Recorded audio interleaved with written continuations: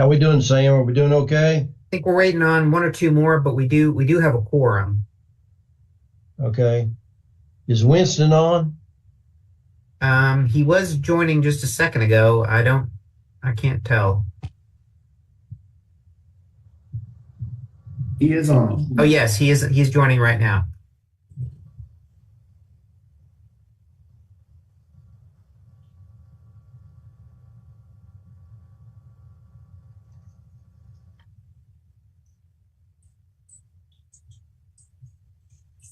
There's Barry. Hey, Barry. And Kathy. Hi, Kathy. Hey. Chad is on. Hi, Chad. Hi, Heather. We've got two Chads here. Chad from Economic Development, and then Chad Mills. Good afternoon, everybody. No. Good afternoon, Chad, and Kathy, and Barry. How's everybody doing? I voted. Where did you vote, Kathy? I went to the African American Heritage Center. What kind of lines were there? Oh, packed, but very efficient. Yeah. My wife voted out in St. Matthews at that center out there this morning, and she said there were lots and lots of people, but that the lines were handled great and that it was just a very efficient operation. And in the past, I voted at Bowman early, and that was always packed also. So Bowman Field. So I think people are taking advantage.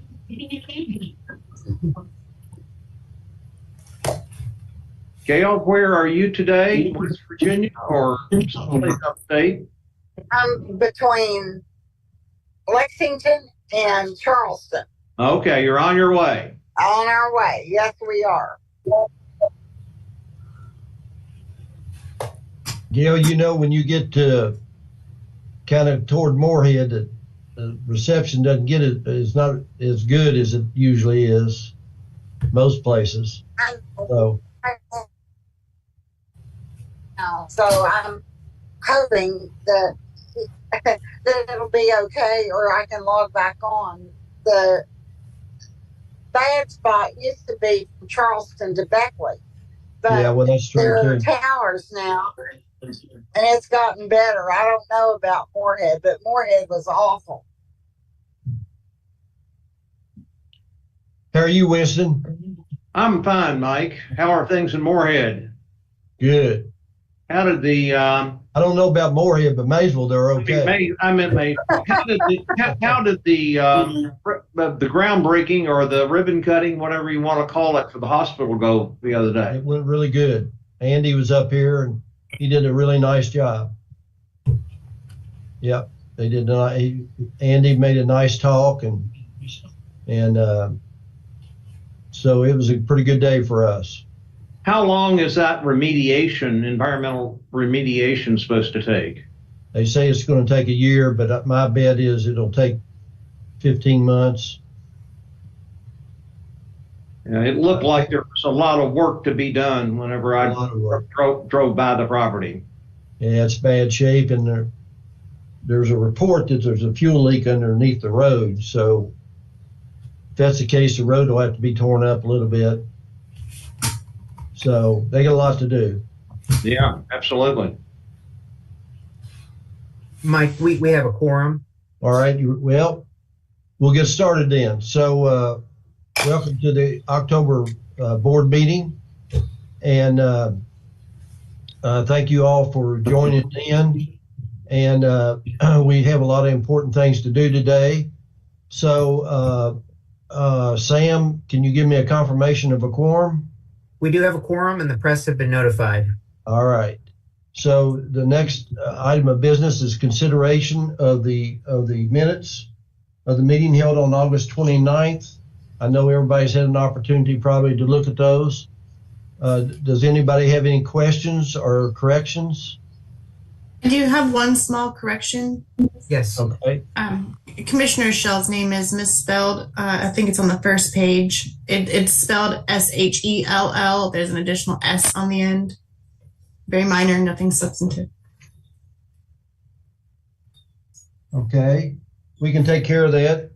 I also had a I'll question. fix it. Sorry. Go- This go is- ahead. You're fine. I had a question on I guess it's page 2 of the minutes. It has the word under resolution 33. Is it supposed to say the project will serve 4 households, or is it supposed to be FOR households? Do you see under resolution 33 line 4? Yeah, that's a good catch. I saw that too. The project will serve 4 households. Yeah, that's. But below it talks about 256 units. So I think that's a typographical error. I believe that's supposed to say 256. Okay. Okay, that's a good catch. Okay, so So the whole project will serve people at or below 70% of AMI. I don't think that's correct. Terry, are you on? I am. I'm getting ready to pull it up. Can you pull up the Echo Trail Yes. information?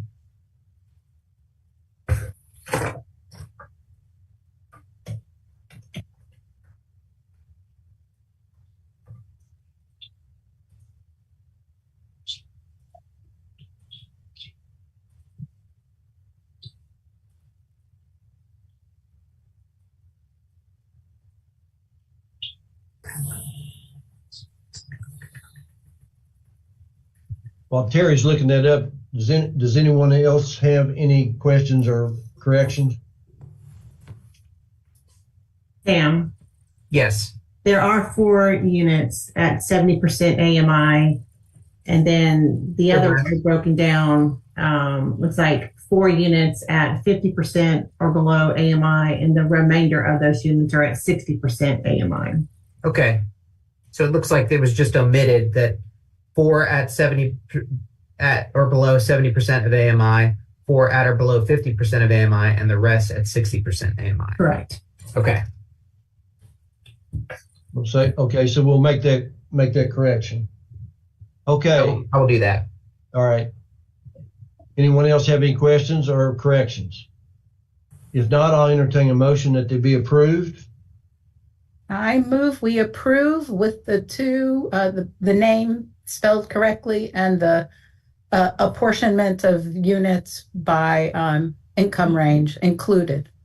Okay, thank you, Kathy. Do I have a second? So moved. All right, I have a second. All in favor signify by saying aye. Aye. Okay. Opposed, like sign. Motion carried. All right, so Steve, we have a report of action and recommendations of the Finance Committee. Absolutely. All right, go right ahead. Absolutely. Thank you, Mr. Chairman. Good afternoon, everyone. Would like to let you know that the Finance Committee of the Board of Directors of the Kentucky Housing Corporation met virtually on September 26th at 10 a.m.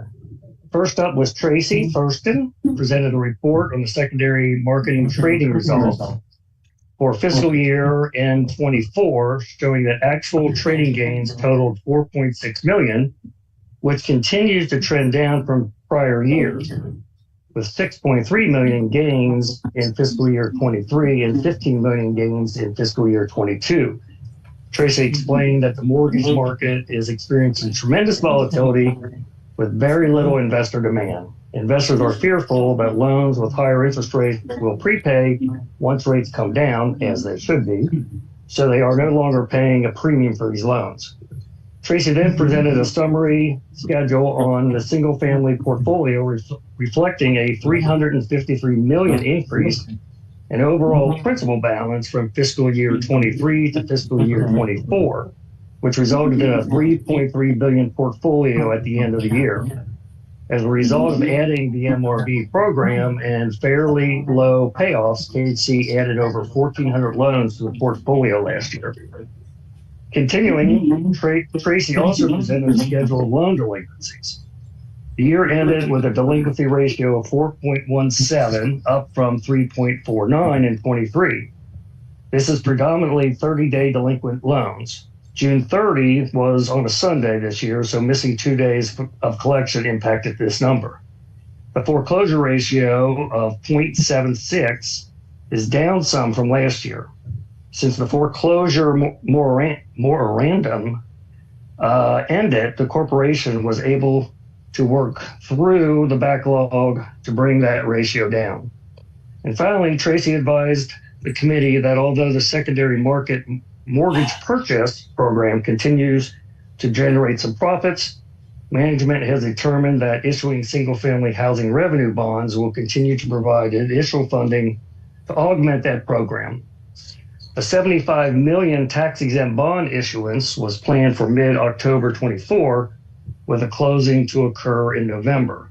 Management will continue to monitor interest rates to determine the best financing plan for new loan originations. Next, the committee was then presented with the fiscal June 30, 24 audit report by Crowe LLP partner Brad Shelley.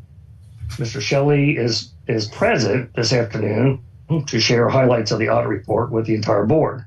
The report is in the packet you received if you scroll to that screen. And I will at this time ask Brad Shelley to take over. All right, thanks, Steve. Thank you all for giving me a few minutes to present an overview to the board. As Steve mentioned, we went through in pretty good detail the financial statements and the results of the audit with the Finance Committee. What I want to do today was just spend a few minutes just giving you a high-level overview of that. So we actually issue 3 audit reports as a part of the overall audit. We issue an audit report over the financial statements, one in accordance with government auditing standards, and then one related to your major federal programs, which is related to your federal grants. So if you scroll down another page, I think this first report here is the independent auditor's report over the financial statements. We are providing an unmodified opinion, which is the highest level of assurance we can provide. This means the financial statements are clean and free of any material misstatement. So everything in here is similar to the prior year. Primary takeaway here is it is a clean audit report. If you go down a couple more pages, this starts the management's discussion and analysis, which just gives you an overview, a comparison year over year. And so I'm going to point out just a couple of things here on the next, I think it's the next page. And maybe move ahead a couple of pages here. Stop right there. So here you'll see the summarized and comparative statement of net position or balance sheet. As you probably recall, there's 2 separate essentially financial statements in here, governmental activities and your business type activities.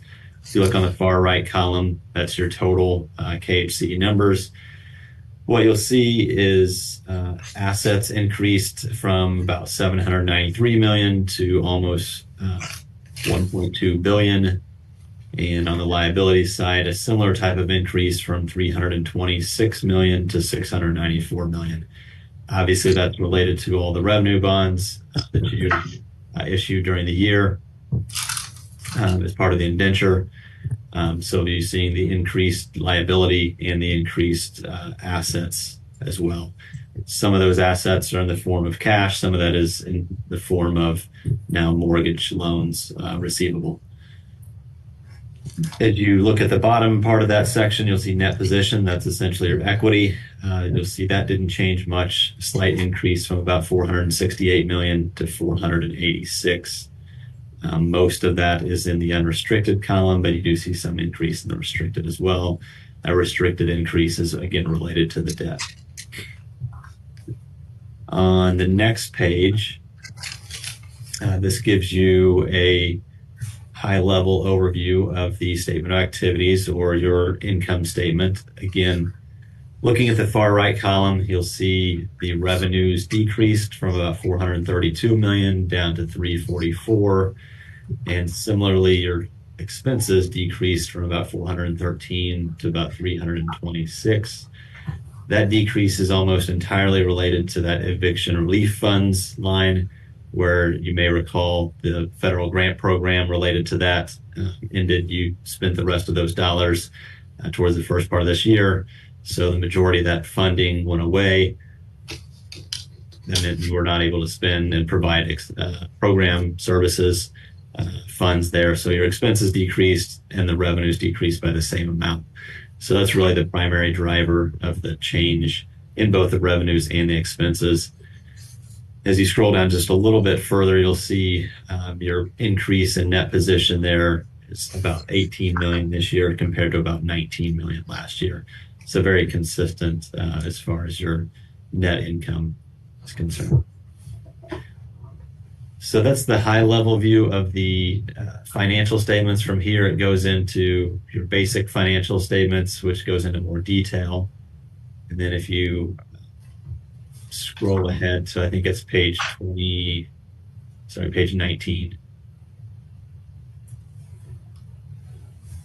And page 19 of the report, yeah. It's kind of hard to read there sideways, but you'll see there's a new column there, the single family mortgage revenue bonds funds. That's where the new revenue bonds are recorded. So you'll see, as I mentioned earlier, most of the asset side of things are up in investments, and then you have some mortgage-backed securities there. As you scroll down a little bit, you'll see the revenue bonds is the primary liability there under that section, and net position is pretty much zero at the end of the year. That's the primary change there. I'm not going to go through all of those detailed schedules. If you have questions on anything there, happy to answer those, but I didn't want to go through all of that. I will also mention then, as you move through here, you'll get to the notes to the financial statements, and not too many changes within there. You will see there in note B, there is a section for the single family mortgage revenue bond funds that's describing that. So that's new. I think it's on the next page. Yes. Yep. That's just a new disclosure in there. Outside of that, not too much else. There were no new accounting standards that had any kind of impact. So you'll see on page 31 where we disclose that. The new GASB statement for this year was GASB 100 related to accounting changes and error corrections. There were none, so nothing really to talk about there. Obviously, the rest of the footnotes, most of the change is on the revenue bond side and the activity there, updating the footnotes for that. If you scroll quite a ways through to page 45, that's where it starts the next two audit reports. Just a second to find it. I know I skipped ahead a little bit. So go one more page. And this is the independent auditor's report in accordance with government auditing standards. Again, this is over the financial statements. Again, we did not have any significant deficiencies or material weaknesses to report, so clean audit from that standpoint and no issues of non-compliance.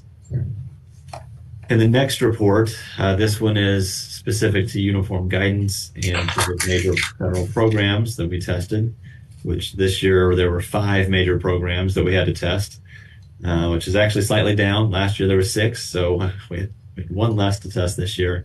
But you do have a number of programs, obviously, that you're receiving funding from, and so we did have to test 5 of those.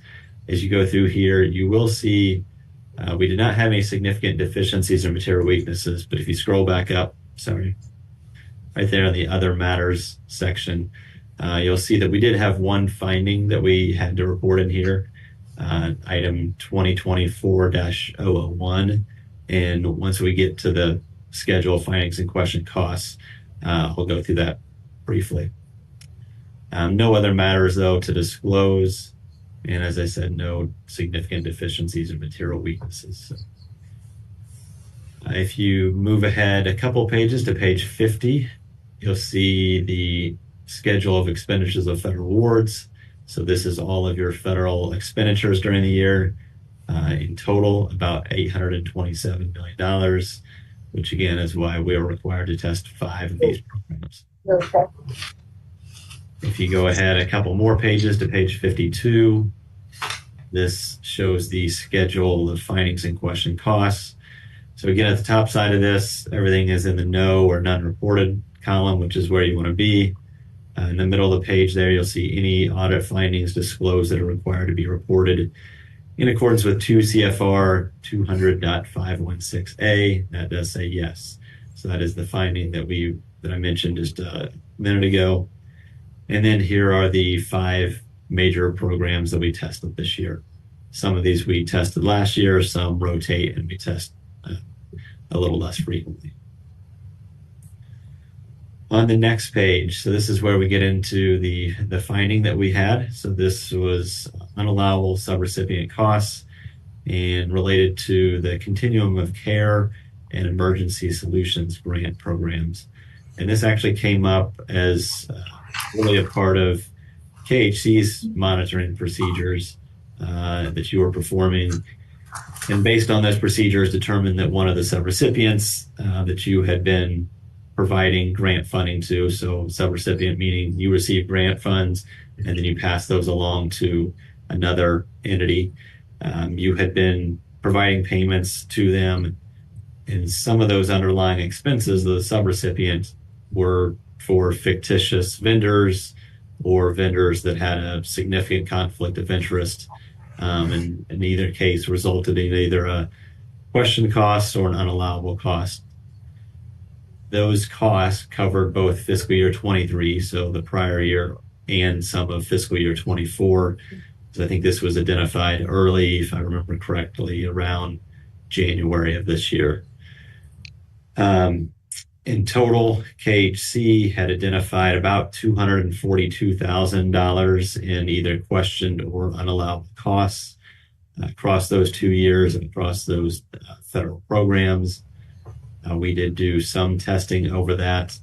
And again, even though this is something that KHC identified, we are required to report it because it is an issue of fraudulent expenses.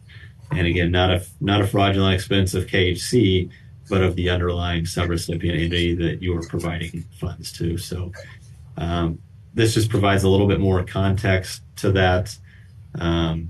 This was related specifically to this executive director of the subrecipient, employed there for about a year and a half, and this was identified, and then obviously immediately no more funds were provided to them, and my understanding is that entity is no longer in business and is closed and bankrupt. So I think the latest that I understand is KHC is working to try to receive those funds back to be able to eventually pay them back to the federal granting agency. But I'm not sure if there's been an update since then.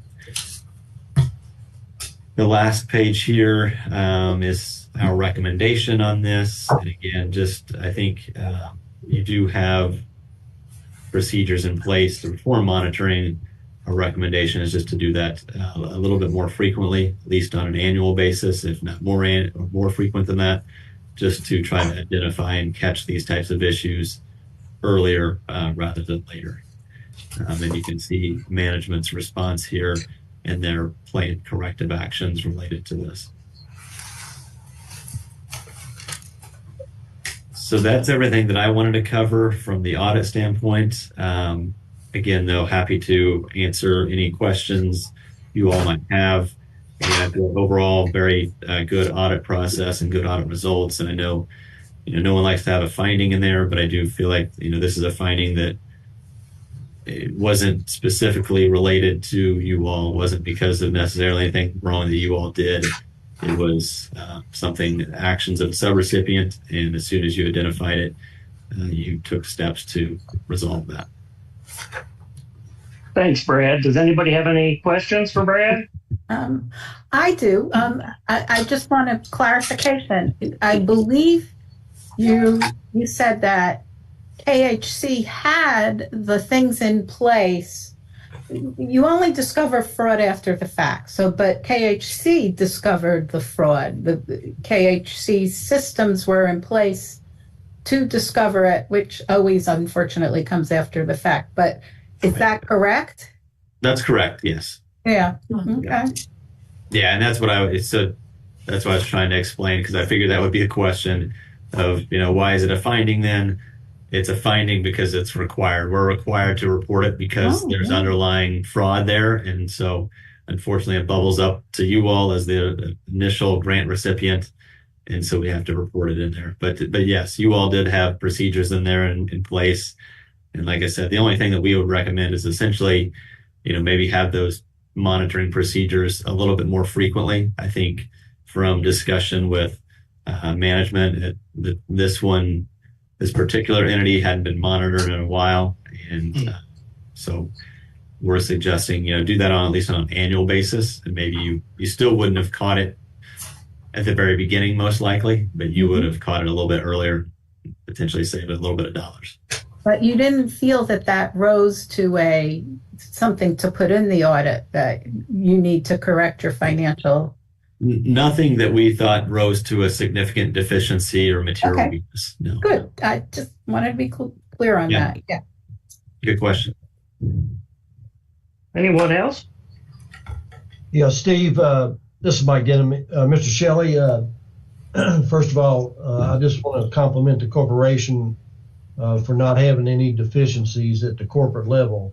I just think it indicates excellent work on behalf of the staff. I also want to compliment the staff for having a increase of $129 million of single-family home loan originations, and the corporation's servicing portfolio increasing by $354 million. That just shows you how hard those people work and the good job that they do.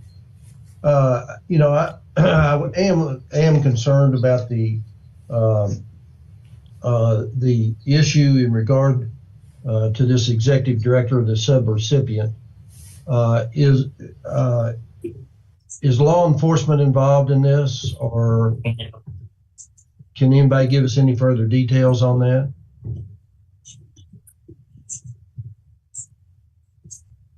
I'm not aware of law enforcement's involvement.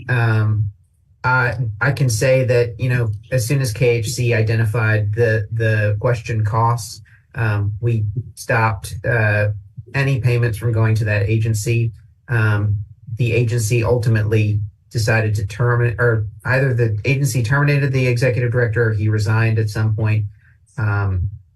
The agency has since declared bankruptcy, and so we are working to recover what funds we can to repay HUD. HUD has not. My understanding is that HUD has not yet asked for any repayment of funds for this. Wendy, you can correct me if I'm wrong, but so we're still working to do that. But that's the process from staff standpoint, I believe. Okay. Yeah, I believe that, Mike, that we might be pursuing a claim against their errors and omissions insurance, but that's still all pending. Okay. Okay. Thank you, Sam, Wendy, and Mr. Shelley. Thank you for excellent work. Yeah, thank you all. And I would echo thanks to the corporation staff, Tracy, Michael, and the rest of the team there. This is a big undertaking. I know we take about 10, 15 minutes to go through it, but I was just looking, we had about 175 requests of information from them. So it's a lot of work from their side to pull it all together and be able to get it, and to have no findings is definitely something to be proud of. So I appreciate all their help. And it's not about the audit, but it is about what action by KHC. In my limited experience, people who get away with it go on to perpetrate another fraud. So if there is a person that we need to make sure has a record so that they're less likely, not totally unlikely, but less likely to commit another fraud, maybe that's something that we should consider. Good point. That's a good point, Kathy. One thing that we do have is a policy regarding suspension and debarment, similar to what HUD has for federal funding. And so we can explore pursuing that with regard to the people who are involved with this. All right. Anybody else have a question? Okay. Hearing none. Brad, thank you very much. At this time, Mr. Chairman, I'd like to make a motion that the Board of Directors accept the fiscal 24 audit report. Need a second? Second. Okay. All in favor, say aye. Aye. Any opposed? Okay. Back to you, Mr. Chairman. Thank you, Steve, and thank you for your excellent work and your committee's excellent work. We certainly appreciate it. Mike, Thank you. Mike, this is Winston. If I can just make a brief comment. This process of going through the audit at the end of the year is a very time-consuming and laborious task. Tracy and Mike have been at the lead of all this, but this has involved efforts almost by all the corners of the Kentucky Housing Corporation, and I just want to thank all of those at the corporation for their contributions to this effort, this outstanding effort, and we certainly appreciate all the work of everyone. Thank you, Winston. They certainly deserve our gratitude. We certainly appreciate it, and if you would express our thanks for their hard work during this, because I know how hard an audit can be. So anyway, and Mr. Shelley, thank you once again. So moving right along, does anybody else have any questions or any comments that they want to make in regard to it? If not, we'll do the inducement resolution for the Bywater West Kentucky portfolio. Terry, you want to talk about that some? Yes, thank you. Good afternoon. Both of the items that I will be presenting to you all today are from our Western Kentucky Disaster Relief NOFA that we had announced earlier this year in partnership with Department of Local Government. So both of these will be our projects that we had awarded in Western Kentucky. The first one is the inducement resolution for the SoCar Bywater Western Kentucky portfolio. As you're aware, KHC provides conduit financing for the development of multifamily housing projects.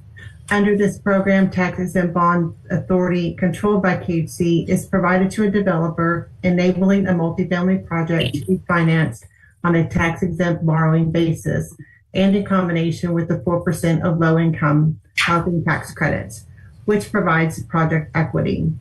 Under this program, KHC is the issuer of those bonds in name only. They are not a liability of KHC, and the project is not a corporate asset. In this way, KHC is removed from risk associated with the multifamily financing while achieving the objective of affordable housing development. The SoCar Bywater portfolio project is requesting bond authority in the amount not to exceed $46,129,448. This project involves the acquisition and construction of 3 new apartment complexes located in scattered sites in Western Kentucky for a total of 294 units. The project serves 7 households at or below 30% area median income, 13 households at or below 50% area median income, 263 households at or below 60% area median income, and 11 households at or below 80% area median income. The 294 units will consist of 71 one-bedroom units, 148 two-bedroom units, and 75 three-bedroom units. The development team is listed in your packet and on the screen.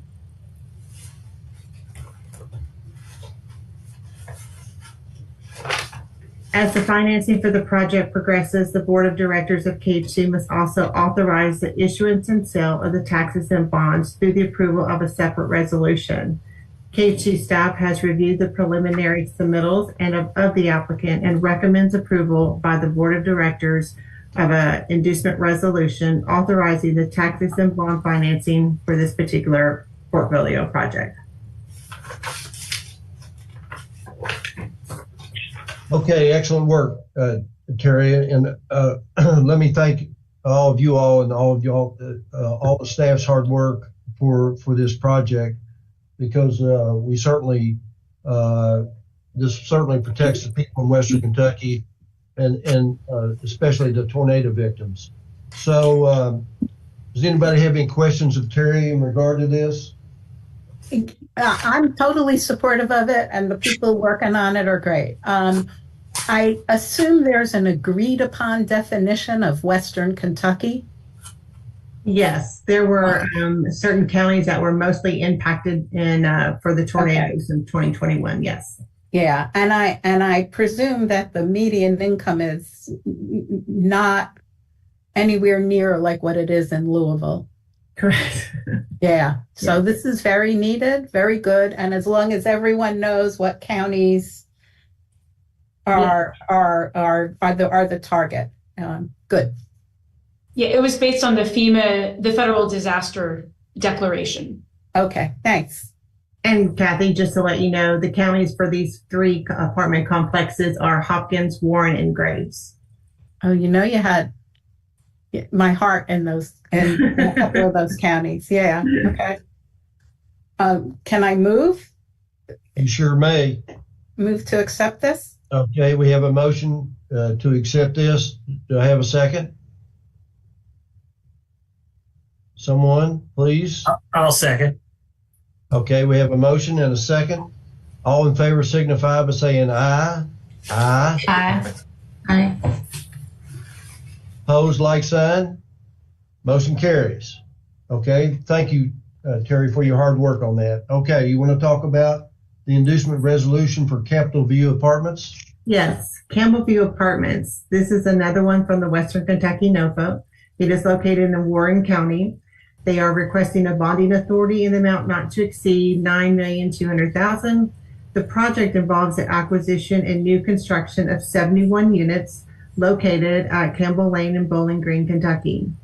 This project will serve 71 households at or below 60% area median income, and they will consist of 24 one-bedroom units, 36 two-bedroom units, and 11 three-bedroom units.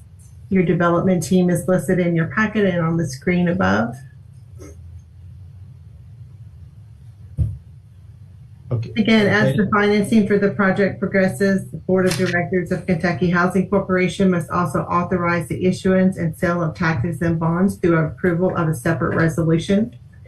KHG staff has reviewed the preliminary submittals of the applicant and recommends approval by the Board of Directors of an inducement resolution authorizing the tax-exempt financing for Campbell View Apartments. Do any members have any questions of Terry in regard to this project? If not, I'll entertain a motion to approve this inducement resolution. I'll move. I have a motion. Do I have a second? I'll second. Okay, I have a motion and a second. All in favor signify by saying aye. Aye. Aye. Opposed, like sign. Motion carries. All right, thank you so much, Terry, for your help on this. Thank you. Okay, Joe Pritchard, approval of amendments to the KHC administrative plan. Thank you, Mr. Chairman, board, and the KHC executive team for having me here today to represent tenant assistance programs and the Housing Choice Voucher Admin Plan, or the administrative plan. And so if you don't know, I'll give you a rundown what the admin plan is. Probably y'all are pretty familiar with it, but the admin plan is kind of a manual for how Kentucky Housing, or really any other PHA across the country, we're all required to have an admin plan about how we're going to run our voucher program. So it's our manual for how we're going to do it. And so the revision that I'm presenting today on their behalf, on Mary Beth's behalf, is a switch from the HQS inspection protocol to a new inspection protocol called Inspire. And we don't really have a choice about it. Inspire is short for the National Standards for the Physical Inspection of Real Estate. That is the way all HUD inspections are going. They're all going to be Inspire. And it came about from PIH Notice 2023-28 issued in September of 2023, require all PHAs to implement Inspire effective October 1st this year. So just a few weeks ago. But we're needing this in the admin plan. We've already started doing it to comply with HUD. Now, they did give a waiver at the 11th hour to extend one more year, but we had done so much communication, so much prep, we were ready to do it, and their advice was any PHA that's ready to go ahead and move to Inspire, please do that. So the focus of Inspire, I mean, there's only so many ways you can inspect a wall, right? That wall has a hole or it has water damage. But they changed the name of it, changed some things around. They've taken some of the subjectivity out of the inspector's hands and laid it all out. At least to their knowledge, they've laid it all out. But there's a couple of things that we've put in the admin plan to go above and beyond what Inspire is, because we felt like they left some things out. One of those, we've got some wording on handrails. I mean, common knowledge that if there's going to be an injury in a house, more times than not, it's going to be on the stairs. They didn't put that in the Inspire protocol. If there's a missing handrail, if one was there and somebody took it off, that's a deficiency. But if you've got steps going up to the second story and there's never been a handrail, that's not in the Inspire protocol. Well, we'd like our folks to be safe, so we put something in there about handrails. If there's anything above and beyond Inspire that we feel like would cause imminent harm to somebody, we're asking our inspectors to go ahead and fail that unit. A room designated for sleeping will require a window for natural light.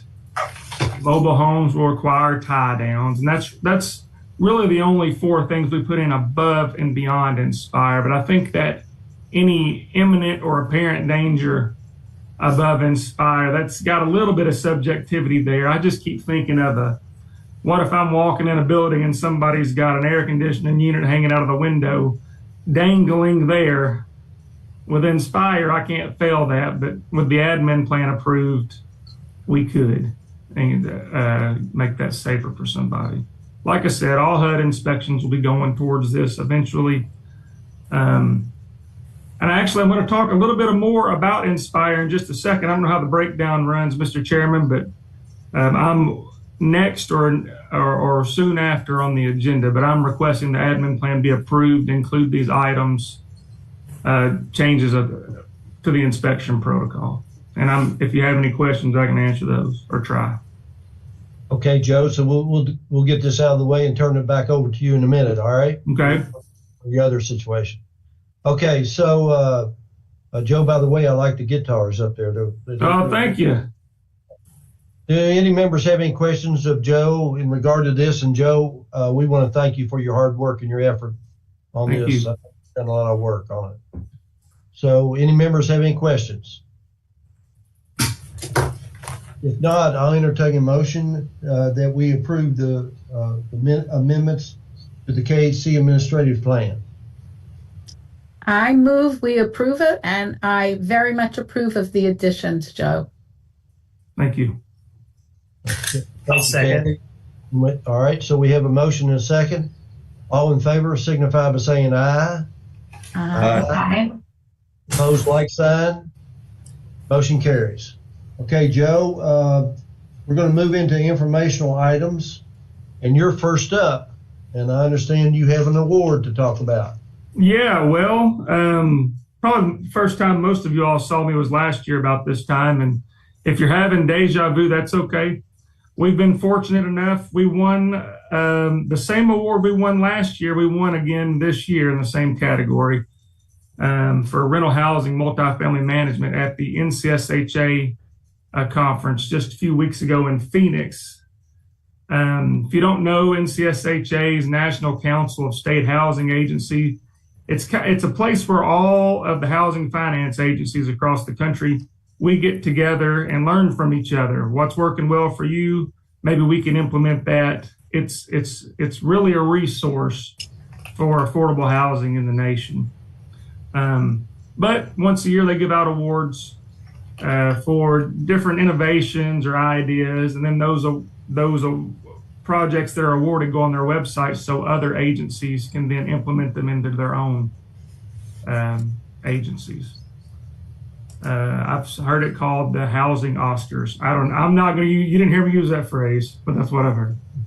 So what I had to come up with, like I mentioned, HUD's been threatening us with this Inspire inspection protocol for a little while. And once they put that PIH notice out last September, it got real. We realized there's going to be a lot of folks impacted. Everybody in our voucher program, everybody in our multifamily housing, everybody in our COC, ESG environment, all those partners, they would all be impacted by this inspection protocol switch. And so I told Curtis Stauffer, Wendy, and others that would listen that I would handle it. And so there's a few different ways we could approach this, and I tried to do all of them. So I made YouTube videos, and I'm not Spielberg. My special effects were minimal, but someone told me they were informative. I don't know if that means boring, but they were informative. So you watch those, and there's 5 videos, last a little over an hour. And then after those had been viewed, folks would register to come to our campus. We had taken the East Annex, the white building on the back side of our main office building, the East Annex. It wasn't being used. I turned it into a 1-bedroom apartment and filled it chock-a-block full of every deficiency I could think of. We put, the award submission says 60. We actually added a few more. We got up to around 70 deficiencies in there. And so we invited all of our partners, landlords, anybody that wanted to come to learn, to a free training. It took about 4 hours. And once we put this out there, we sold out the year in about a week. We do it every Monday. Small classes, about 8 or so is what we do. Sometimes they go there 12, 13, 14, but we try to keep them around 8 so we can get folks home, because they're coming from all over the state. Right now, we've probably trained about 250 internal and external customers doing that from around 40 different partner agencies, spanning the whole state. So I think the plan of training as many in Kentucky, it worked out. But I didn't do it all by myself.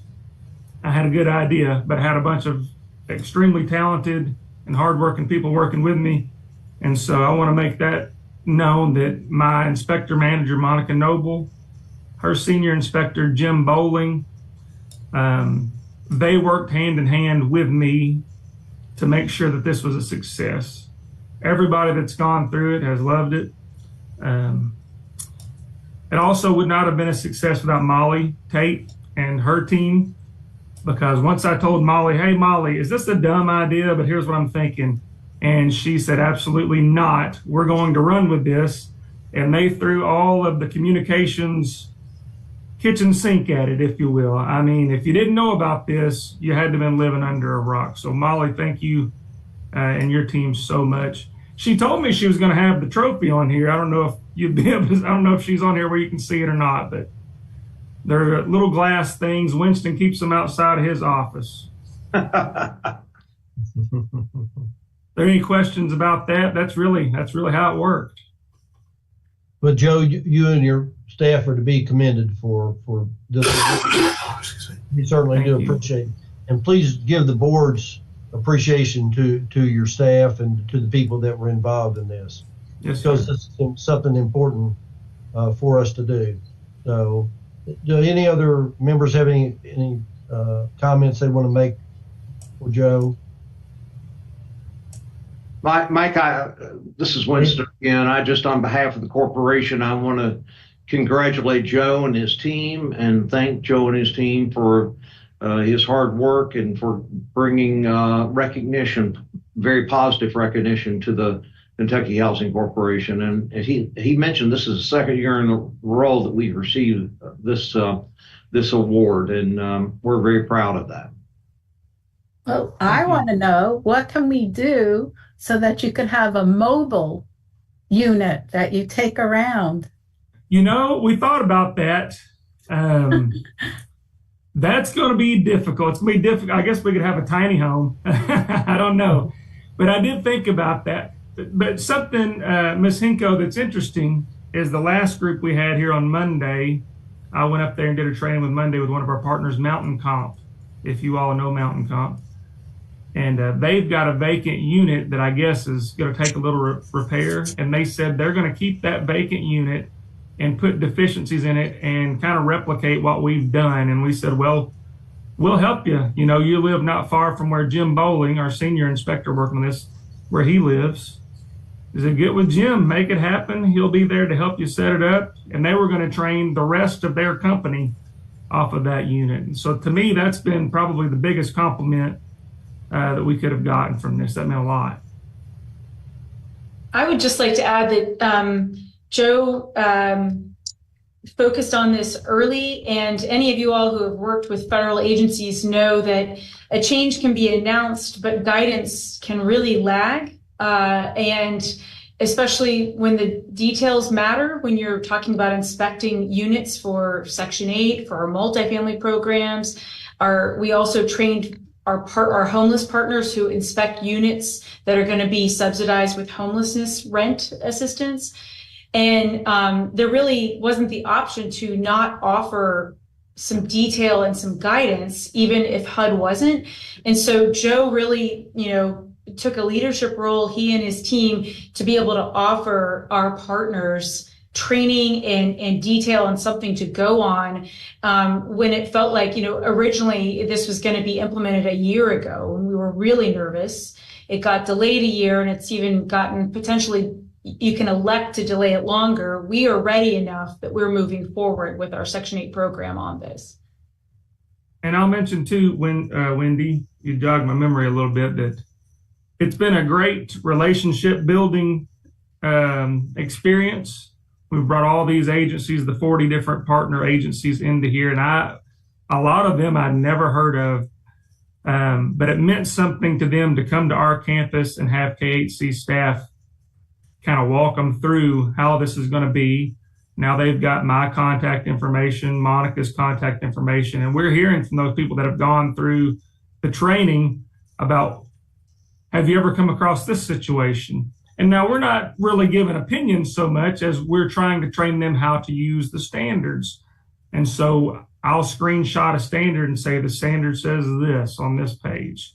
And so that we'll see how long this keeps up. I might have created a lot more work for myself doing that, but we're teaching them to inspect the way we inspect. And I think that consistency across the state is pretty important.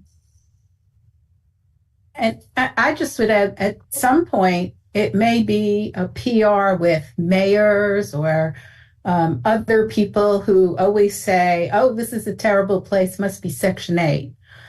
Because, when I ran the Section 8 program, I would say 75% of the time it wasn't a Section 8 unit that had the problems that people were saying. So sometime in the future, when you have spare time.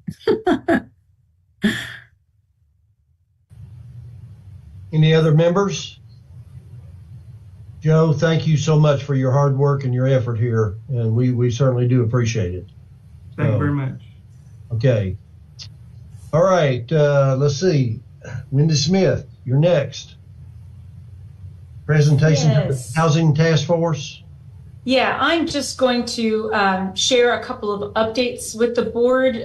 First, about our efforts around, raising awareness around the housing supply gap. You can go to the next slide, Sam or Carrie.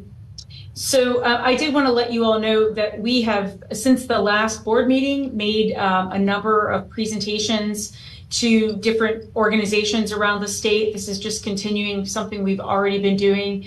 Probably of note is the Kentucky League of Cities, the Realtors Association of Kentucky, and the Home Builders Association of Kentucky, as well as the Lexington Urban League. Really nice event this past Monday where we shared the data for Fayette County. Next slide, please. I also wanted to make sure that you all knew that the Leadership Louisville, which has a program called Bingham Scholars, next year is going to be focusing on housing. And they have asked me as a representative of KHC to serve on their curriculum steering committee, along with a number of Louisville housing leaders. And then we have decided to send Curtis Stoffer as a program participant. Curtis lives in Louisville, has worked for Louisville Metro, but now works for KHC. He has a real great purview of local housing issues and policy, as well as state and national. And we think he'll get a lot from it and be an asset to it. And I just thought you all should know about it. While this is Louisville focused, it will be an important effort, and we're going to, hopefully play an important role in it. And then lastly on this, we did present a second time to the Legislators Housing Task Force last Monday. Monday the 21st of October we presented. I think the next slide might give a recap of what we presented on. We mainly shared what other states are doing around housing supply. And we particularly sampled a lot of specific examples from states that are similar in size to us, geography, and or have a significant rural population and area. We'll send you that full PowerPoint slide as well as the link to the task force. There's a recording of the whole meeting. It was a robust meeting. So we mainly focus on sharing what other states are doing around land use and zoning, around creating state housing tax credits to finance development. And then a number of states are doing really ambitious things around funding housing infrastructure, so buying land and putting in roads and utilities, and then also financing housing development for affordable housing and for what they're calling kind of workforce or income aligned housing. So even kind of a slightly more middle income housing, as well as affordable housing. Just wanted you all to know that, and we're happy to share that. And one of the things that we really hit home with the task force is that the flexibility of state allocated dollars over federal cannot be overemphasized. It just allows you to move faster, and you don't have quite the same load, which adds to time and cost, and can limit your number of partners, because not all of your builders can work with federal dollars. They're just not equipped to, or they don't want to. They don't have to. They can just go do custom homes. Examples are our State Affordable Housing Trust Fund, which has been around for a long time, and the newer Rural Housing Trust Fund. Those are just both very flexible and don't have the same burden of the federal requirements. And so they've just been often much more useful and nimble for our partners across the state. I'll pause there. That's the housing supply gap stuff. If any board members wanted to ask anything before I share a second item. Any members have any questions of Wendy? Okay, Wendy, go right ahead. Sure. The last item was really just us wanting to give you all a heads up that there are kind of some exceptional projects on the horizon in Louisville and Lexington that are sizable and that have the promise to leverage a lot of other funds. And we have met with each of them to learn about the project, kind of hear what their hopes are. They have not made formal asks of KHC yet, but we know that they will, and we're trying to think about either next year's tax-exempt bond cap or 2026 bond cap, because when we do have a project that is large, that is notable, that is going to leverage other dollars, federal or state, it has often been our practice to commit outside of a competitive round. We simply wanted you all to know about these. We don't have dollar amounts or anything like that yet. But if you'll go to the next slide, Sam, I'll just share with you all a little bit of information. We don't have details, so I'm going to share with you what we know. But we, a couple weeks ago, went and actually met with the relatively new director of Louisville Metropolitan Housing Authority. Her name's Elizabeth Strojan. She's from Louisville, but has worked at a housing finance agency in New York City for a long time, moved back to Louisville a year or so ago. Anyway, we met with them a couple weeks ago and toured several properties. Most notably, we toured Inside and Out Dosker Manor, which has been in the news a lot. It's a very troubled property that, because of its physical insufficiencies, probably has to be demolished and rebuilt to some extent. I don't think they're going to do a one-for-one reconstruction, but it has, when we were there, they had scaffolding up to catch falling cement, so that people didn't get hit by it. That's how, concerning the physical structure is. That's 692 units, and they recently competitively selected LDG, which is a common partner of ours, to help them with that redevelopment. They have begun voluntary relocation, so giving vouchers to existing tenants and helping them move out, kind of even doing case management to help folks who want to go ahead and move, try to find a place to take their voucher and go. They also have the tower, which is the second picture, the lower picture, high rise, which is 285 units. It's called Avenue Plaza. These units sit above their headquarter offices, LMHA's offices, and those also need to be redeveloped. They think they may likely be able to do a significant rehab.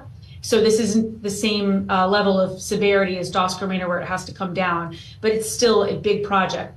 And then another on their list, which is longer term, is Parkway Place, which this is family housing. It's smaller, not high rise. They call it kind of bunker post-World War II public housing, 640 units. And they're working on a longer term plan. They've just released an RFP to engage a project manager for that.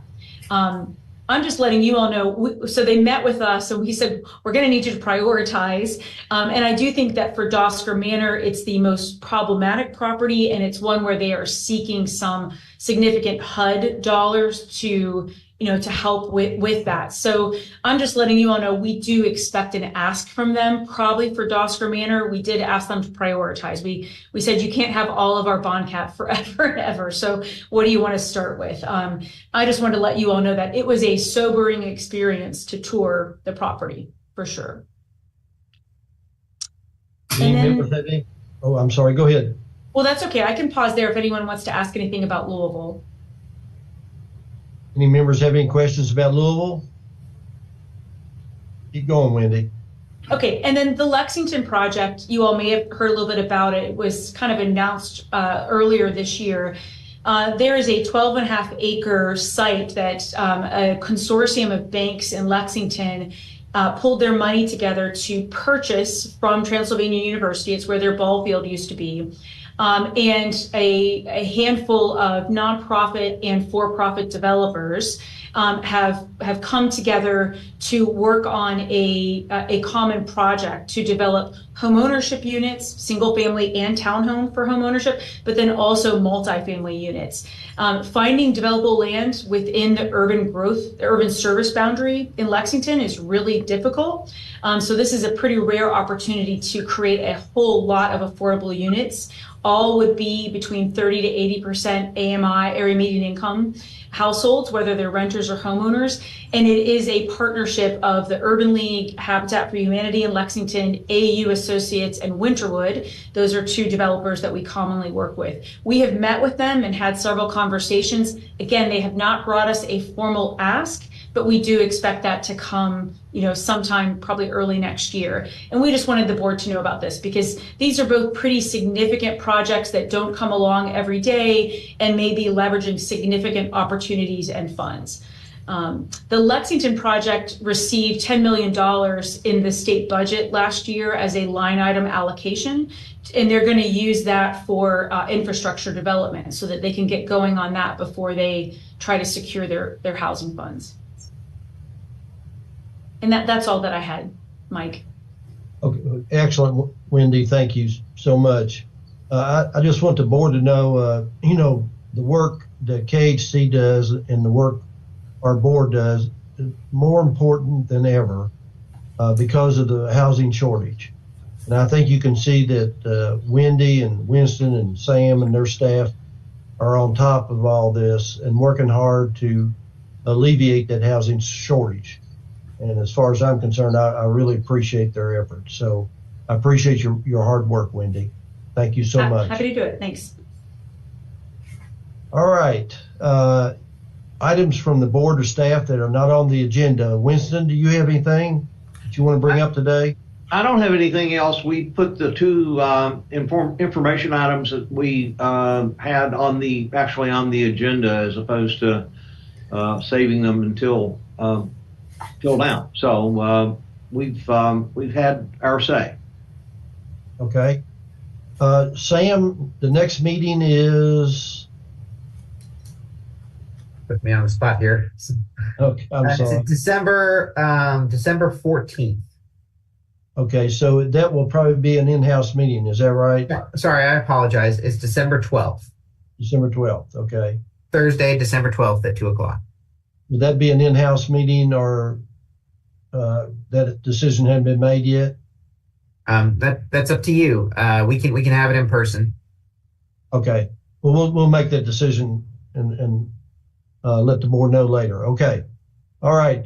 Any other members have any questions or anything that they would like to bring up before we adjourn?